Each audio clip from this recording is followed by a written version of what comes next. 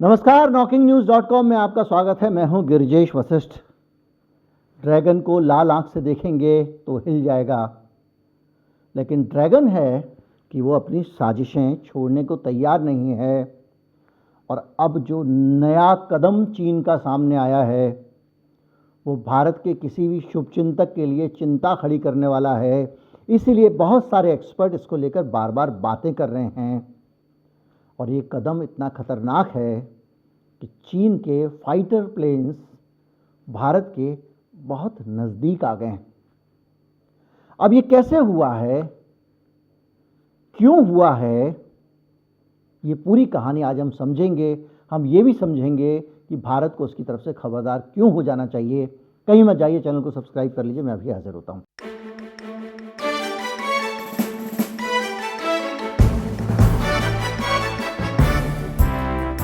एक जगह है पोखरा, नेपाल में, और भारत की सीमा से बहुत नज़दीक है। इस पोखरा में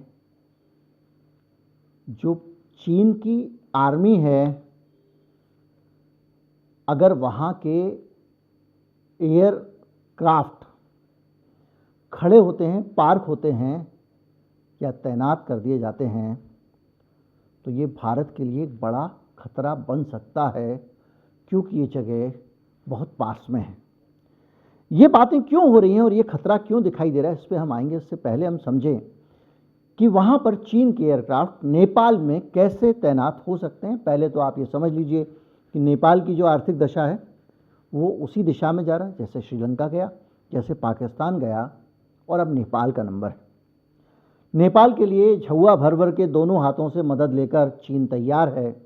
एक ज़माने में नेपाल भारत का इतना प्यारा दोस्त होता था कि एक तरह से वो उपनिवेश मान लीजिए भारत का। अब नेपाल बैलेंसिंग गेम करने लगा है। कभी वो चाइना को अपनी तरफ करता है, कभी इंडिया को करता है, और दोनों से फ़ायदा उठाता है। लेकिन पोखरा में एक एयरपोर्ट डेवलप किया जा रहा है, और इस एयरपोर्ट को बनाने में चीनी मदद ले रहा है वो। और इसमें केवल इस एयरपोर्ट में, जिस तरह का ये एयरपोर्ट बन रहा है, इसमें केवल छोटे छोटे विमान ही शामिल हो सकते हैं। और इसका मतलब ये है कि यहाँ पे बड़े विमान लैंड नहीं करेंगे, तो ये एयरपोर्ट लाभकारी नहीं हो सकता, वायबल नहीं हो सकता, यहाँ से मुनाफा नहीं बन सकता। इसीलिए चिंता ये हो रही है कि कहीं पोखरा आर्थिक दिक्कत के दौर में नेपाल का हम्बन टोटा ना बन जाए। नेपाल का हम्बन टोटा कैसे बनेगा, ये समझने के लिए हम्बन टोटा को समझ लेते हैं। हम्बन टोटा एक बंदरगाह है। भारत के नीचे श्रीलंका लटका हुआ है, नक्शे में आप देखेंगे। और श्रीलंका के सबसे नीचे वाला जो हिस्सा है वहाँ पे एक बंदरगाह है, हम्बन टोटा। श्रीलंका ने उसको किराए पर दे दिया, पहले उस पैसे ले लिए, बहुत सारी मदद। उसके बाद उसको हम्बन टोटा लीज पे दे दिया और उसका वो इस्तेमाल कर रहा है। हम्बन टोटा हमारे लिए उसकी उपस्थिति चीन की हमारे लिए इसलिए खतरनाक है, उस बंदरगाह में कभी वो जासूसी उपग्रह, कभी कुछ खड़ा कर देता है। और हमारा श्रीहरिकोटा से लेके सारा का सारा जो स्पेस प्रोग्राम है वो साउथ इंडिया से होता है, उसी जगह से होता है, क्योंकि वो एकमात्र ऐसी जगह है जहाँ से अगर आप स्पेस मिशन के लिए कोई भी विमान, कोई भी मिसाइल अगर आप आसमान में भेजते हैं, कोई उपग्रह भेजते हैं, तो उसको किसी भी देश के ऊपर से होके नहीं जाना पड़ेगा। तो ऐसे में किसी देश की आपको अनुमति की आवश्यकता नहीं होगी। वो श्रीलंका के भी ऊपर से नहीं जाता। श्रीहरिकोटा ऐसी लोकेशन पे है। तो श्रीहरिकोटा के से जब आप प्रक्षेपण करते हैं और श्रीलंका के पार में अगर आप बंदरगाह पे कुछ जहाज खड़े कर देंगे जिनके अंदर तरह तरह के जासूसी उपकरण हैं, तो हमारी सारी गतिविधियों पे आप नज़र रख सकते हैं।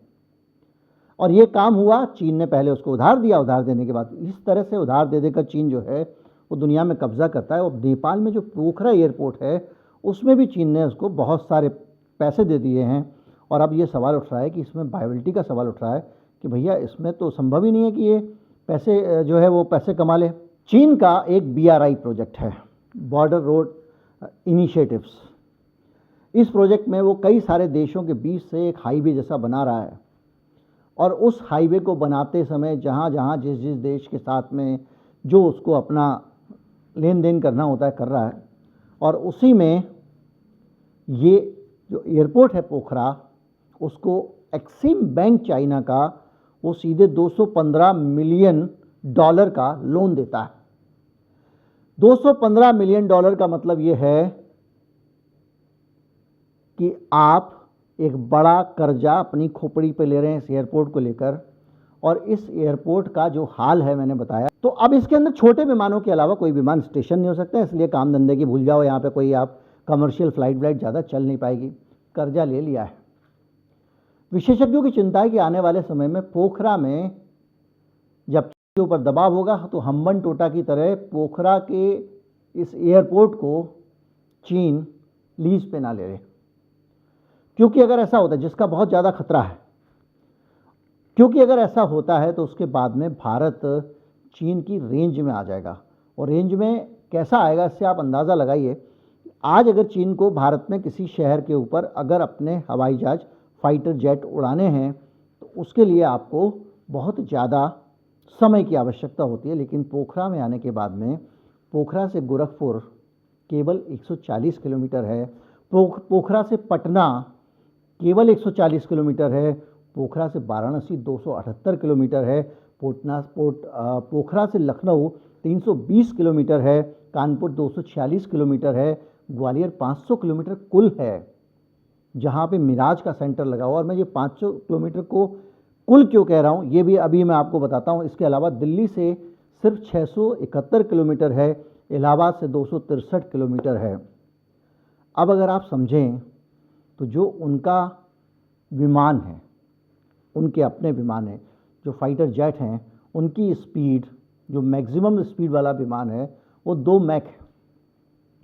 2 मैक का मतलब होता है 2450 किलोमीटर प्रति घंटा। अगर 2400 किलोमीटर प्रति घंटा एक जेट उड़ सकता है तो उसको पोखरा से गोरखपुर जाने के लिए कितना टाइम लगेगा। आप ग्वालियर भी अगर मान लें 500 किलोमीटर है तो 15 मिनट में उसको पहुंच जाना चाहिए। दिल्ली 671 किलोमीटर है तो आधे घंटे के अंदर वहां से वो अपने विमान उड़ा के पहुंच सकता है। इसी तरह से बाकी सब 15-15, 20-20 मिनट की दूरी पे हैं, बनारस हो, लखनऊ हो, बाकी सब। इस लिहाज से ये स्ट्रेटजिकली बहुत खतरनाक जगह है। और जब इस जगह पे बाकायदा चीन की एंट्री हो रही है, बॉर्डर पे चीन आ रहा है, तो आपको समझना पड़ेगा कि इस पूरे मामले में ये जो दूरियां मैं आपको बता रहा हूँ, ये दूरियां सड़क मार्ग की दूरियां नहीं हैं, ये हवाई मार्ग की दूरियां, स्ट्रेट एक जगह से दूसरी जगह।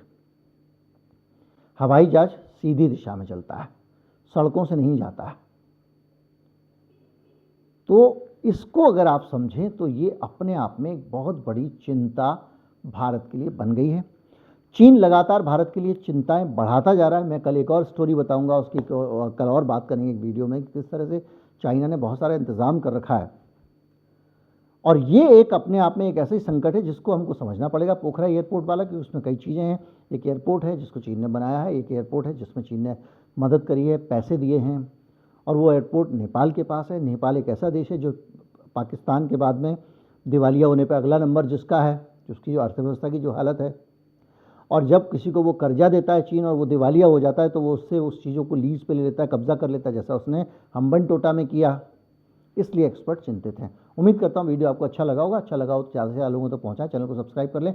और मैं ये कहूँगा कि भारत सरकार को पोखरा में चीन के दखल को रोकना चाहिए, क्योंकि अगर PLA के फाइटर जेट वहाँ पे आना शुरू होते हैं तो देश के लिए बड़ी समस्या होगी। उन चीज़ों को समय रहते रोकना ही ठीक रहता है। उम्मीद करता हूँ वीडियो आपको अच्छा लगा होगा। ज़्यादा से ज़्यादा लोगों तक पहुँचाएं, चैनल को सब्सक्राइब कर लें। नमस्कार, जय हिंद।